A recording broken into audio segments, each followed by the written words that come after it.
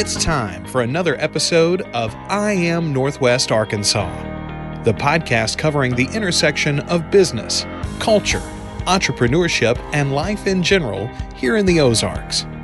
Whether you are considering a move to this area or trying to learn more about the place you call home, we've got something special for you. Here's our host, Randy Wilburn.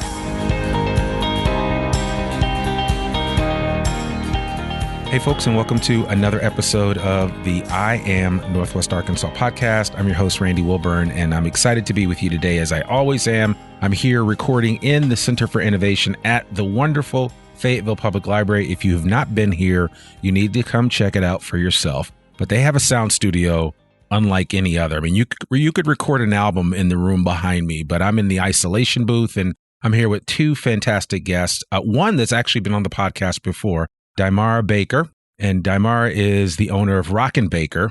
I don't know how she worked that out, that she got a last name Baker and she's a baker. So I thought that was kind of cool. But for those of you that remember, Daymara was on episode 139 of the podcast, and she shared about her origin story and about the origin story of Rockin Baker. If you haven't heard it before, you need to check it out. If you've been to Big Orange, you've probably had their bread. If you've been to a number of places actually around Northwest Arkansas, you've probably had their bread. They supply the bread for the Soup Sunday event for Arkansas Advocate for Children and Families, among so many other programs. And so they know their way around bread, that's for sure. And our next guest is a very good friend of Daymara's, who is Margaret McCabe. Margaret, for those of you that know the name, she was the former University of Arkansas Law School Dean, and she's now a senior advisor for strategic programming in the central administration at the U of A. And so we're so glad to have you both on the podcast today. How are you doing? We're doing great. Thank you, Randy, for having me back. Absolutely. Yeah. Thank you, Randy. It's great to be here. Yeah, no, perfect. I'm so glad to have you guys here. And, you know, just to give our listening audience an introduction as to this conversation, one of the things that sets Daymara's company, Rockin Baker, apart is that she hires neurodiverse individuals to work in her bakery, and they are doing an amazing job to the point where they pretty much run the show, and Daymara just kind of sits by and just keeps an eye on things. But they pretty much run the show in there. And again, if you haven't had their bread, you need to check them out. I believe they have a subscription program that you can get on and just pick up your bread every Saturday morning. Just fresh bread made right in Uptown Fayetteville, as they say, right by Fat Tire Bikes, kind of like right next to the Walmart on Joyce. So they're kind of in that nice little area over there, about a block down from Woodstone Pizza. But if you're in the Fayetteville area, you have to check out Rockin Baker. But let's chat about this, Daymara, because this was an important conversation that you wanted to bring to light. And as we've been talking more and more here in Northwest Arkansas about, you know, there's like 10,000 jobs available, and we don't have enough people to fill all these jobs. Well, there are people out there that could be hired for a lot of roles in a lot of companies and organizations. But I won't go so far as to say that I don't think companies are aware of what's potentially available to them. And what I'm speaking of specifically is the neurodiverse workforce that exists. And for a lot of people, they're just not aware of it. So I want you to just give an introduction to neurodiversity for the uninitiated, so they have an understanding of what you're talking about, and then we can go from there. Yes, I would say let's clarify, because I know that some people, neurodiverse term is kind of new and they don't know what it means. It's really, in simple words, it's really thinking differently. Really, that's all what it is. In a longer term, you can say, are going to be those individuals who have intellectual and developmental disabilities. Okay. But I like to say more thinking differently, because I see it less as a disability and more as a different kind of talent. Sure. So when we talk about the neurodiversity scene in Northwest Arkansas, it's one of those that is not totally understood, because I don't believe that we have been able to quantify how many neurodiverse individuals are in our community. Right. By my calculations, I would say maybe over 4,000. Okay. That you're talking there, and you say that there are over, 10,000 openings in the area. And then we have already this talent pipeline that is totally overlooked. And I would say that it's mainly driven because sometimes people have stereotypes or stigmas about someone who think differently that they do. Yeah. It's kind of like, I always think about, and I have kids that are in school.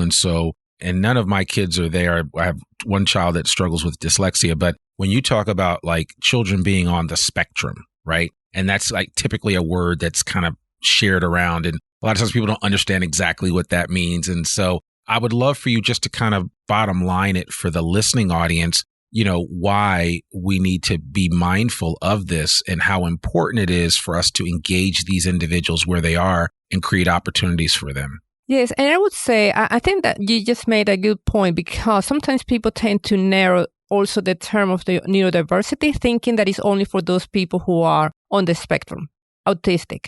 But also when you're talking about bipolar, dyslexia, attention deficit disorders, all of those are going to be falling under the same terminology. And that's why we would like to refer those to invisible disabilities, because unless they disclaim what they're going through or their capabilities, it's really hard to notice.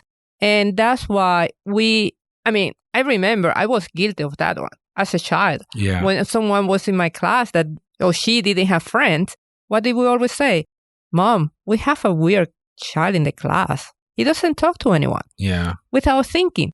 And if my mom at that time would have known what we're talking about, maybe I could have been being educated at that age. Sure. And I think that's our role while we're here, trying to educate more our community so that we become more aware of those traits, so that our kids, since they're little, they also begin to recognize those differences. And I think in the long term, we are going to be better off when we can treat each other with fairness. Sure. Absolutely. Well, Margaret, this is actually an intensely personal conversation for you, because your son, Tom, I believe, works with Daymara at Rockin Baker. Absolutely. Okay. And we could not be more happy as a family that he has that opportunity, because it's just everything that Daymara said, not really well understood. So Tom is a young adult, went through public high school in New Hampshire, was included, did have friends, but was understood in that setting, and moved to Northwest Arkansas as a young adult. Like any young adult, moved to a new community. How do you connect? How do you get employment? But for Rockin Baker, he wouldn't be working, and I don't think he would have connected with a community. And that's simply because Daymara had the vision to understand that neurodiverse people were a talent pipeline, that helping to train them not only in the bakery skills, but in the soft skills and just the skills that I think employers are looking for. Sure. Timeliness, being customer service oriented, being detail oriented, all the things that you want in a good employee. Daymara knew that that's what this population had to offer. And for me as a parent, to see my son be able to have a job, a real job, a job that pays him a good wage compared to other disability jobs, which your audience may know often pay, because federal law permits it, but below minimum wage. Sure. That he can have a job and that he feels a great sense of confidence and pride. And we've seen tremendous growth in him and his confidence thanks to that experience. But I'm also acutely aware as a parent that not every family has that experience, because not everybody is thinking like Daymara, even though they are looking for that talent in the community, whether it's awareness or what you may have alluded to earlier, the kind of the fear of what does it mean to hire somebody who's neurodiverse, right, that they often get overlooked. And there's just really no way for them to connect unless it is that, kind of perfect storm of, somebody and that somebody's willing to give you a chance because they know your family. Yeah.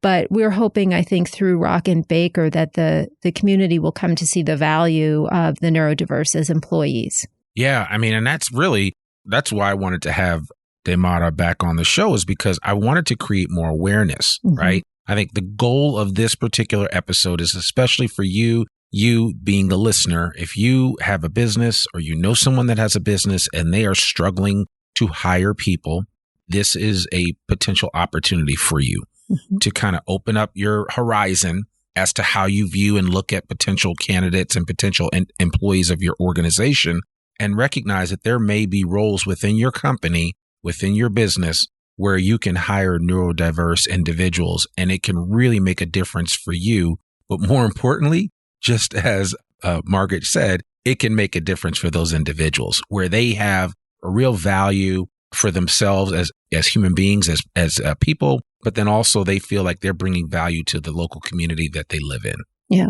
Can we talk about stereotypes too Sure. for your listeners? Absolutely. Meaning that I know that you hear this a lot, Daymara. When we talk about neurodiverse, and again, people often do connect that with the autism spectrum, there's a stereotype of either they're great at computer jobs, and that's it. Programming, yeah. But the real thing is neurodiverse is just what it sounds like. I mean, there's a really broad range of skill sets and likes and desires that I think it is, given the employment needs of Northwest Arkansas, it's really important for employers to think about what this population brings to their workplaces. And again, the sense of loyalty is something that I have to comment on because it was a surprise to me as a parent. I just hadn't seen Tom really connect with something beyond school. Yeah. And so sometimes I will propose a family outing on a work day and say, oh, can you get the time off? And he'll say, no, I actually can't. I need to be at the bakery because they're counting on me. And I think, wow, you know, any employer would love to have someone like my son say, no, that's my priority. Yeah. And that surprised me. But again, I know there are a lot of stereotypes out there about, well, these are people who are looking for computer jobs or backroom jobs, but it really, their personalities and talents just track, I think, with neurotypical people. Right. Mm-hmm. Yeah. And I think that's one of the points when we talk about being on the spectrum, because it is a spectrum in reality. That's why it is said when you meet a person who is on the spectrum, you have met one person. Right. Each of them is different. Each one has different capabilities, different needs. We just have to be attuned to those needs. And I think what we are talking about in the region that we are working so hard to attract talent to Northwest Arkansas. Yeah. One thing that we need to keep in mind is if you're going to attract talent and that talent has someone who is neurodiverse, how that is going to become a barrier. Because you as a parent, you're going to think, is this region going to offer the resources that my family need for me to be able to relocate? Yeah. And I don't think that we're thinking too much about that right now. No. You know, it's so funny, and I've told this story a number of times in my former life, in working in employment. I used to be a recruiter, and I would recruit people from one part of the country to the other. And I remember recruiting this individual, and, you know, whenever I would recruit someone, I would get to know the whole family. The daughter had Down syndrome. This individual's daughter had Down syndrome, and she was in an amazing program where she lived in Dallas, but they were moving. I was trying to get them to move to a job in Denver. And I was able to do my due diligence, and I found an amazing program in Denver where there was a really strong culture. There were just a lot of supportive families, and it was an amazing school for children with Down syndrome. And that actually sealed the deal, right? I mean, when you think of it, it's like, okay, that really made it. Like, and I always knew that whenever I was recruiting, especially if I was recruiting men, I had to meet the wife, and I had to, you know, if they were married, I wanted to find out what was really important to them. Because I mean, it's a whole unit that has to move. And so, but I always tell that story, and it's like, you have to look at the whole picture, the whole individual, just like what you said before you came here, Margaret, from New Hampshire, you know, there was an ecosystem that you came out of there, and you wanted something similar for Tom when you got here to Northwest Arkansas. Yeah. So. No, I think that's exactly right. And 2 more points on that, both the region and then what you just said about recruiting. First, on the region, one of the things that's really interesting is if we support inclusion here in Northwest Arkansas, we are also just a stronger business ecosystem. Because one of the things that's really, I think, often overlooked about the neurodiverse is this world is not made for them. And so every step of their journey is adapting to a neurotypical world. And from that, you get amazing insights about how to do things better, frankly, sometimes more efficiently. And that kind of insight can be invaluable to a business. But the other thing is that if we are an area in which neurodiverse people are welcomed and allowed to be independent because they can earn a wage, they're also customers. Right. They build kind of the economy within the region. And if they feel comfortable here, I think they'll stay here and they'll contribute, and their families will stay here. You know, as you're recruiting people to, let's say, to Northwest Arkansas, you know, there may be families who hesitate to come because they don't see a life beyond high school. Yeah. And that is increasingly on the mind, I think, of parents everywhere for neurodiverse kids, which is what happens after high school. Well, it is all about community. Yeah. It really is. And community transcends age and everything else as far as that's concerned. So yeah, it's one thing, like you said, to have a great experience in school.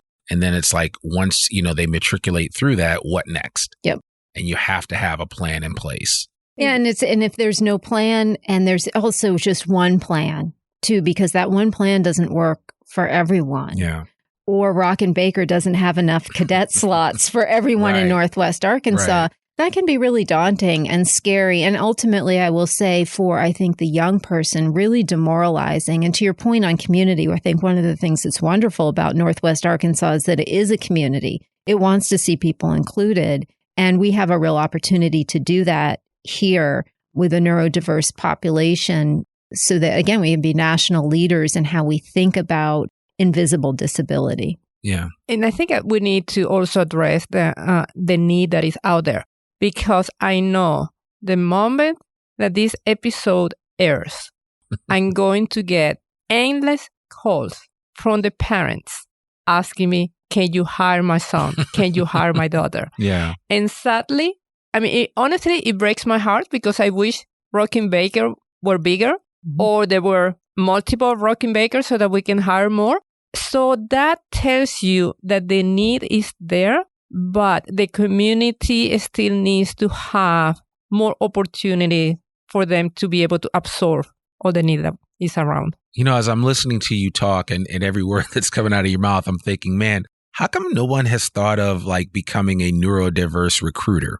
You know what I'm saying? Like, that's all they focus on. So that way they can help these individuals navigate the waters of opportunity with regard to employment, and they can help those employers to kind of figure things out as far as that's concerned. I mean, I'm not aware of any, I mean, I'm sure there's, you know, nonprofit organizations out there that their goal is to create more awareness around neurodiversity and all that. But I'm speaking specifically of a recruiter that's like, hey, this is Susan. Susan has these capabilities and Susan can do this. You're looking for this type of person. You should hire Susan. You know, just a matchmaker as far as that's concerned for neurodiverse employment. I mean, I think it's a great idea. You may have your next business idea, I may have my next business Maybe we idea. need to talk about that business and work on the business plan after this one. I mean, that is, I mean, Yeah. seriously though, because when you think of it, it's like, and again, Northwest Arkansas is just a microcosm of the world, right? And so, Right. but you said something very important. The community is important here in Northwest Arkansas. And so I think if there was ever a place for a litmus test or kind of like a petri dish, Northwest Arkansas is it, where we can really try to make it happen. And obviously Rockin Baker is a perfect example of that, and what Daymara has been doing and how she continues to create awareness around it. Because I don't necessarily think or know that I would have had this conversation, but if it wasn't for our friendship and our relationship. You've been on the podcast before. We've kind of talked about it, and I've seen firsthand the difference that what you do makes in the lives of these individuals that work with you at Rockin Baker and how they operate. I mean, they just a level of professionalism. And I'm telling you, folks, I don't hype up many things, but you got to go there. The bread is amazing. The jalapeno sourdough bread is on a whole nother level. And the thing that you'll learn about Daymara is that she actually went to San Francisco, where they know sourdough bread. And, you know, she learned under some of the best folks. And so trust me when I say this, it is worth the trip to Fayetteville. If you're up in Bentonville, come on down and check it out. But even some of the great chefs up there use her bread on a regular basis. So you're probably not that far away from a roll or a slice of bread that Daymara and her team have made. So I want to encourage you to check that out. Okay, commercial over. Back to the conversation. No, but let's take it back. Let's take it back to the commercial, because I think it brings a good point. Yes, I went to learn sourdough. Yeah. Now our cadet bakers have learned from me. Yeah. And they're really operating the bakery by themselves. And if you think about it, it's a very complex commercial operations. And they're able to do it by themselves every day. What we have done is we provide tools to support their needs. And honestly, we just stay out of the picture. because as you know, I don't go to the bakery that much unless they tell me to do that. So because now they're my bosses, or they tell me, okay, you need to come here because you need to pick up the bread to take to so-and-so. Right. But they're really doing everything. And it's one of those that they talk about themselves and they find answers to the problems that they have, unless it's really extreme. And of course, when I get those calls, those are the really scary ones because I know that they have been able to talk about themselves and try and find solutions. So I think as an employer, you want to have those kind of employees who don't come to you with problems. They make you aware of the problem, but at the same time, but this is how I fix it. Yeah. This is what we have at the bakery. Yeah. And sometimes people don't see that. I mean, I was a manager before. And my goal was always to mentor people under me to try to find solutions for the problem and never come to the manager just with the problem. Yeah. And you can see here at the bakery, they're doing that one every day. And sometimes, as Margaret said, sometimes their solutions are, oh, I didn't think about that. How come I didn't think about that? Yeah. Because they also have different ways to find solutions. Sure. So that's why as a company, anyone will benefit from that different way of thinking. I read about this organization in New Jersey. They train neurodiverse individuals to really read X-rays. Oh, yeah. I've heard about that. Because they have an ability or a talent that the doctors cannot see what their eyes can. So that tells you that they really think differently. And now they have been just trained for that. And that's all what they do. They read X-rays and they write a report and then the doctor goes after that one. So that tells you how sometimes those talents can really complement each other in a way that you never thought that you could. Yeah. Well, and even Hollywood has embraced that. I mean, The Good Doctor, I mean, that's the whole premise of that show. And I actually love that. I mean, I've Freddie Highmore. I mean, he's a great actor. I mean, some of you probably remember him from the reboot of Charlie and the Chocolate Factory, but that he is really good in that role. But it just shows you in the way that they articulate his, special power is just seeing things differently.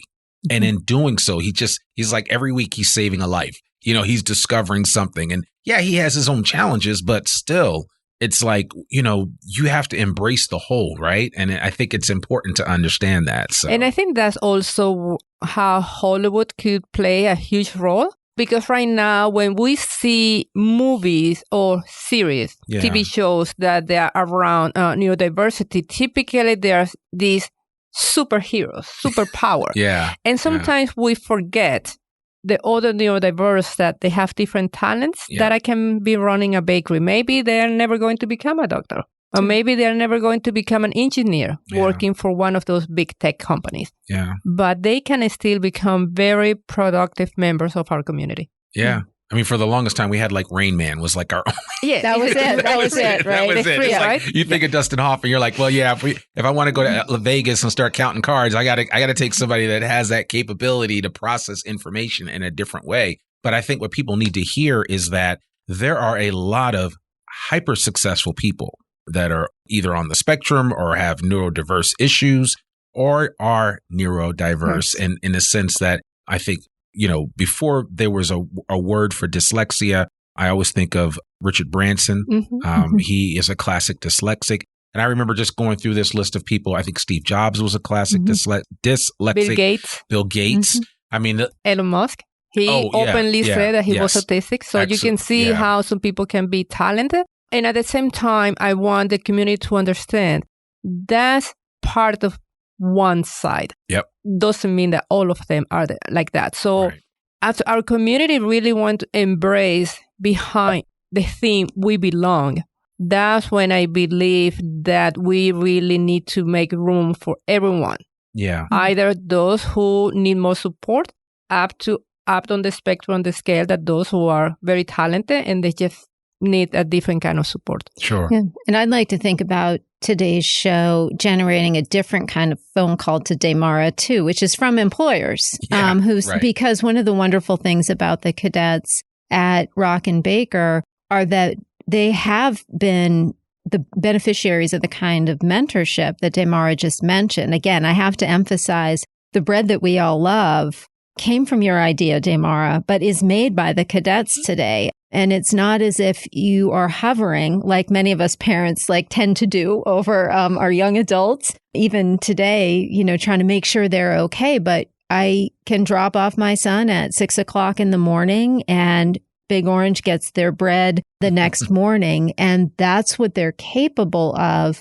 And when they've been in the Rockin Baker setting too, they may want to grow beyond that. And it's a great recruiting ground too, or a great place to understand, well, how would I hire somebody who is neurodiverse? Because they may not really feel comfortable disclosing on just an internet website that they have a disability and what kind of accommodations do they need. Well, they may not know until they know more about the job that somebody is looking for them to do. And so it can feel very overwhelming, I think, for neurodiverse to try to even get into the employment market, let's say through Indeed. And so it may take us in Northwest Arkansas a number of phone calls and little gentle nudges along the way to help employers really connect with this population. Because I do think it takes a little bit of extra thought to be able to be inclusive. Yeah. But once you take that extra thought, again, I think you will typically get an employee who is going to be engaged and going to, if you empower him or her, will be an idea generator for you, or at the very least, just a really solid and reliable person, because I think they really do appreciate the opportunity. They understand, I think, the opportunity as well, having to navigate a lot of barriers every day. Yeah. And, she talked about accommodations. That's one of the big things out there that as an employer, you may say, oh, I don't have the time or I don't have the financial resources to do all of these accommodations needed. But sometimes accommodation can be less than what you think. Yes, she said about sometimes for them it's really hard to go through Indeed kind of platform to apply for a job. But you as a hiring manager, you can make some accommodations that really doesn't cost you that much. Right. So it could be that maybe you need to have an interview in a place that is quiet, or maybe you have to be outside the office space so that they can feel more comfortable coming to you. So that it's not that sitting behind the desk and feeling like a question on those type of things. And sometimes it's really giving them the time to answer the questions. So maybe you as a recruiter, you never think about, okay, can I say my questions before so that this person can think over and then come a little more prepared? And that's another way to reduce some of that stress that they're going to face, because we have to understand they have been going through all of this throughout their lives. And now they're going to be questioned. And they know that the chances of getting a job is so slim. And they have to prove that they can do it. And then you are sitting across from me.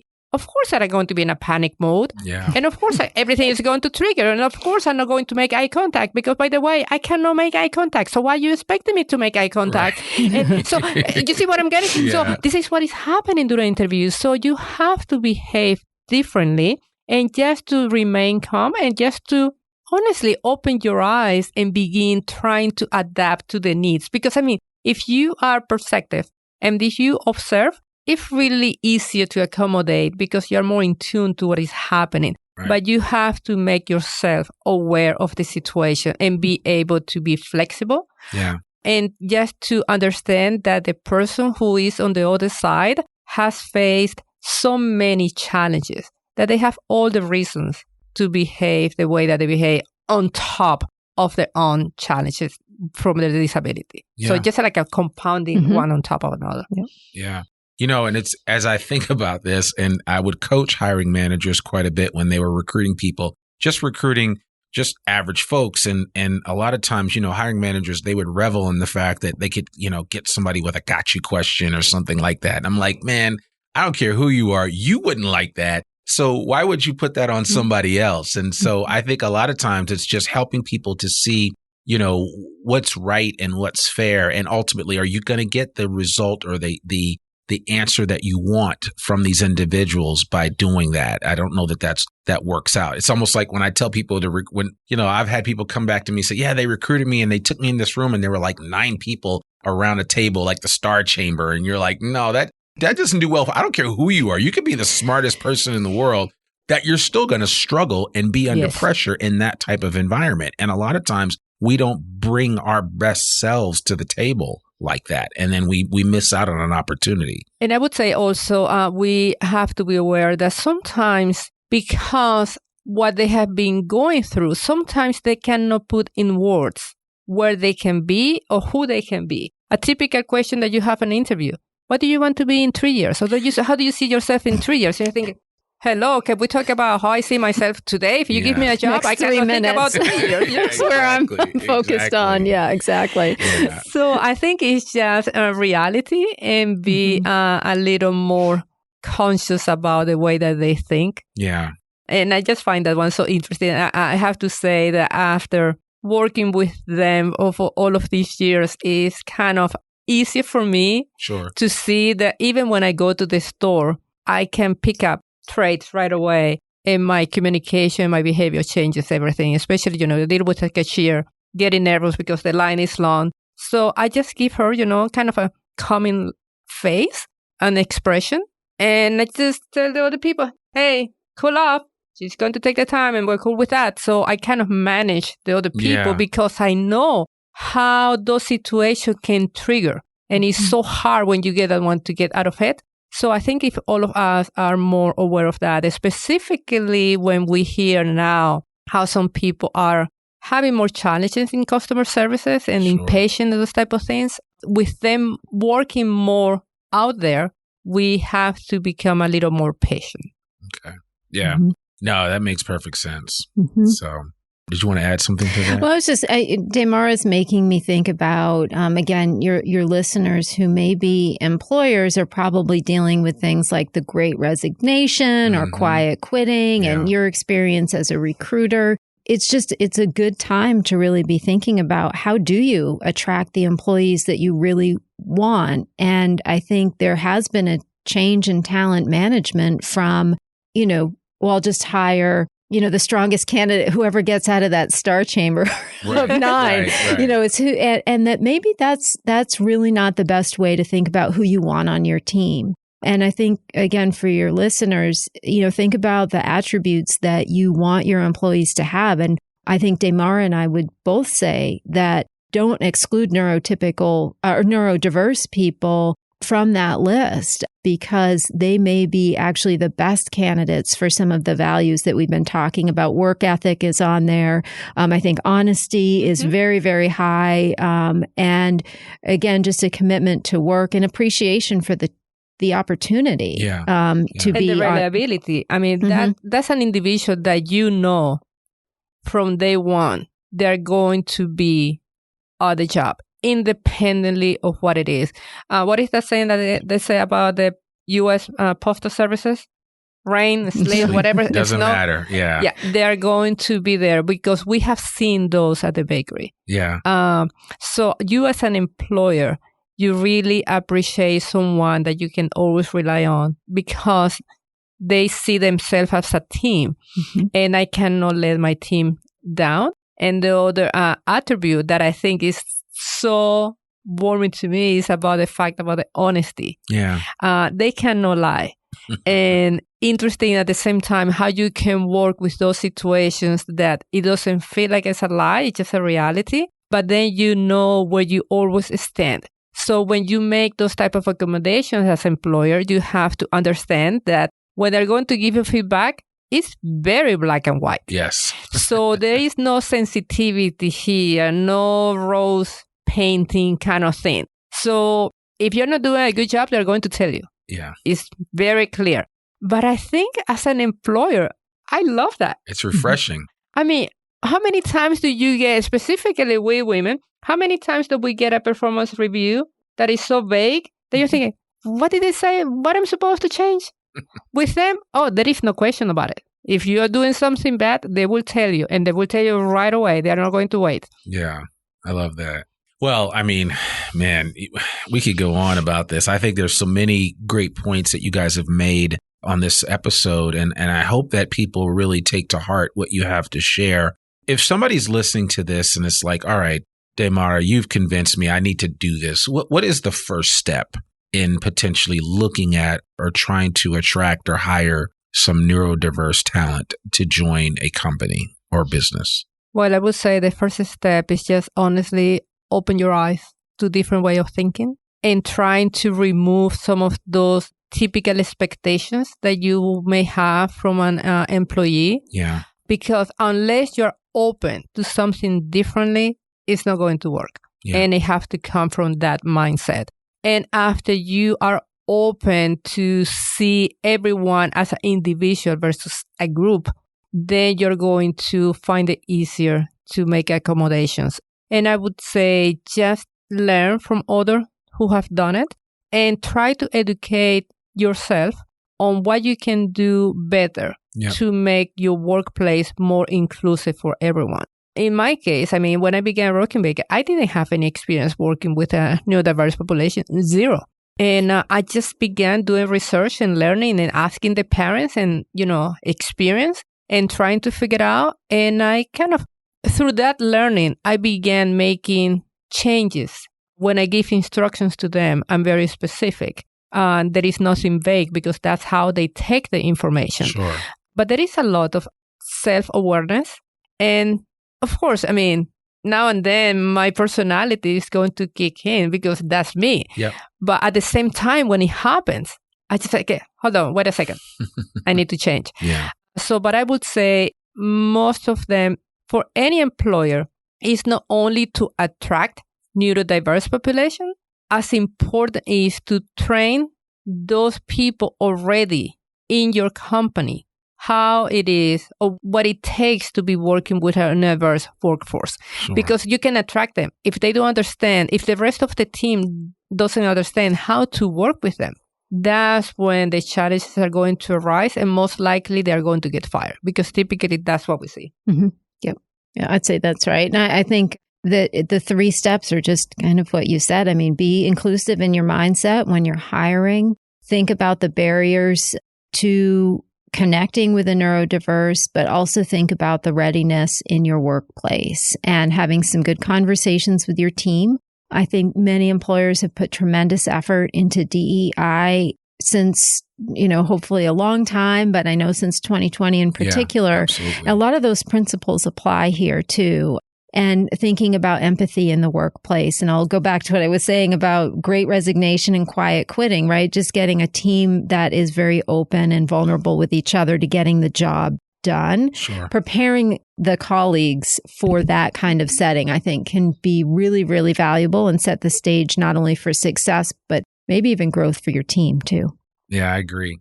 Wow, you guys have put it out there. So, well, if anybody wants to connect with you, Daymara, what's the best way for them to do that?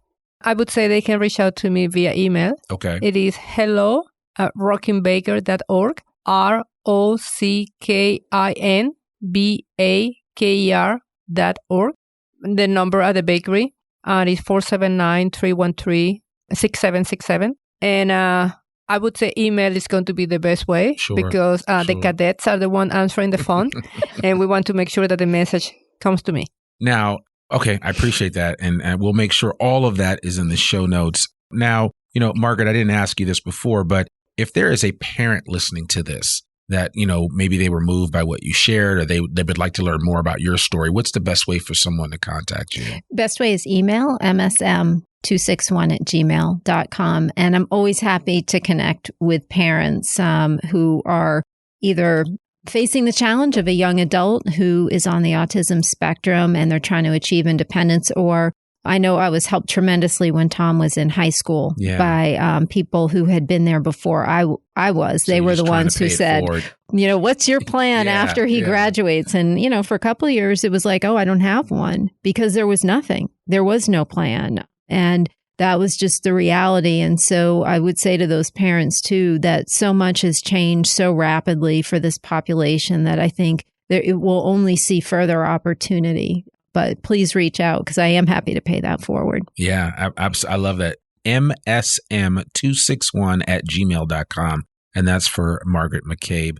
Margaret, Daymara, thank you guys so much for joining me. I was actually looking forward to this, and we recorded this on Halloween. So this was more of a treat than anything else. That's all I can say. Thank you guys so much for joining me. And I really do hope that this episode moves a lot of our listeners to think differently about how they approach this, whether you know someone that's neurodiverse or whether you yourself are neurodiverse or whether you own a business and you're looking to expand that business, but you need more people, because that's what happens in a business. If you are growing something, you need more people to help you grow that business. So, October is recognized as the National Disability Employment Awareness Month. Really? Yes. And I just hope that it's not just a month, that maybe in the near future, we don't have to celebrate 1 month, because we can say that it's a 365-day kind of situation for. Sure. Absolutely. Yeah. I mean, that's what you want. And so, it's every month it's got something special to it, but I'm glad you made me aware of that. So we will certainly highlight that and let people know about that. But I think this area is ripe for the change that we seek in the area of neurodiversity. We talked about Walmart being a big player in that, and they are taking initiatives. And a lot of times you need to see examples of bigger companies doing it before smaller companies do it. Every now and then the small will lead the large, but then you need to see large companies doing it. And so Walmart being as large as they come, seeing them operate in this space and really taking care and initiative to address neurodiversity in the workforce, I think is important. Yeah, because at the end, you have to be very intentional. Yeah. Yeah, I think that's one of the things, I guess I have the benefit of being an outsider. I'm in my 5th year in Northwest Arkansas, and Walmart is just part of the fabric of this area. So we sometimes forget that they are Fortune 1. Yeah. And what they are paying attention to is what is important to be globally competitive and to keep that edge, and that they've recognized not only neurodiversity, but, hidden disability or invisible disability is a tremendous step forward. And I hope that we all find that instructive. Yeah, absolutely. Wow, 5 years that you've been here. So biggest aha moment about Northwest Arkansas since you've been here? Oh my gosh.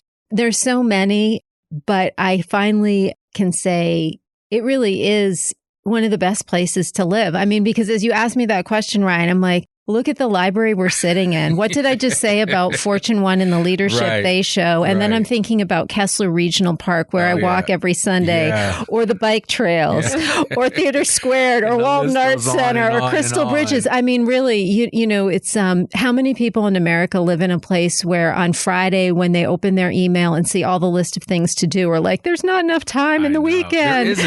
But it is a tremendous place. But I will go back to what I said. It's actually for such a culturally and outdoor opportunity rich area, it's also truly a community. Yeah, it is. It really is. I mean, that's a full stop right there. You're absolutely right about that. And I agree. And you're using some of my words about Walmart being the fabric of this community. And it is exciting. And I know I sound like a fanboy all the time when I talk about Northwest Arkansas, but I've been here for 8 years, and I came from up where you came from before in New England, and it's a lot different. And it's just, I'm like, every day I look up, I'm like, I'm thankful that I'm here. And I know it's not perfect. No place is, but you know what? I'll take it.